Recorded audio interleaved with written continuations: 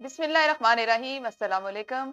प्यारे बच्चों, आप सब जानते हैं हम आज पढ़ रहे हैं वाहिद और जमा। आप वाहिद और जमा से वाकिफ हैं? एक चीज को वाहिद और दो या दो से ज्यादा चीजों को जमा कहते हैं। जैसे केला और इसकी जमा होगी केले, बस्ता और इसकी जमा बस्ते। आप जानते हैं वाहिद को जमा में तब्दील करने के कुछ उसूल हैं।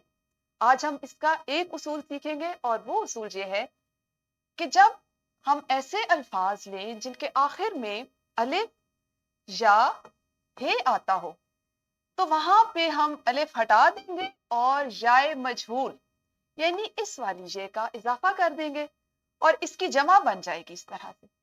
जैसे मिसाल में है आपके पास ताला।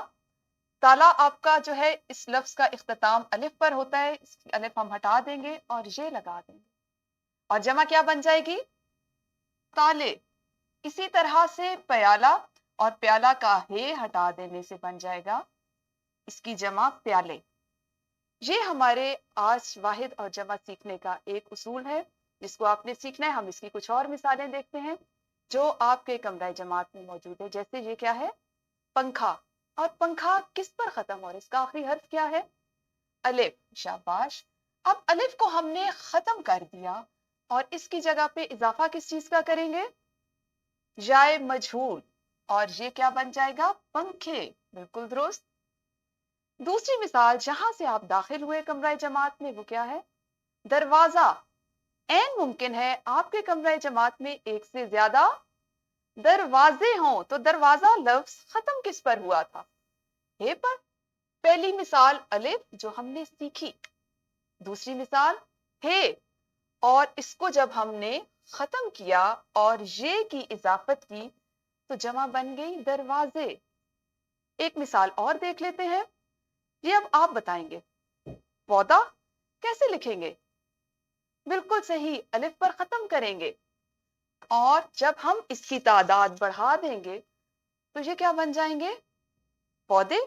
और उसूल कौन सा इस पर लागू होगा? याए मजहूल। और ये होगा लफ्ज पौधे।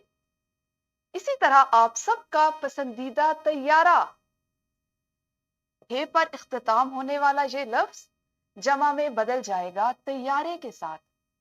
अच्छा, एक बात तो बताइए, क्या हमारी बात यहीं खत्म हो जाएगी? यकीनन नहीं। आपके बस्ते में है किताब। क्या हमने जो उसूल सीखा उसका इतलाक इस पर होता है?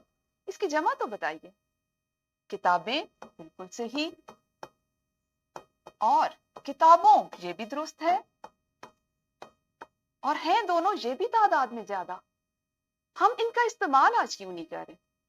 बिल्कुल सही कहा, इसलिए कि हमारा आज का उसूल ये है कि वो अल्फाज जो तादाद में एक होते हैं और जिनका इख्तिताम अलिफ और हे पर होता है, उनको हम जमा में बदलेंगे जमात अव्वल में। हमारे ये तमाम उसूल जो वाहिद जमा में मजीद आएंगे, ये हमारी आने वाली जमातों का हिस्सा है, तो इसलिए आपने घबराना नहीं है।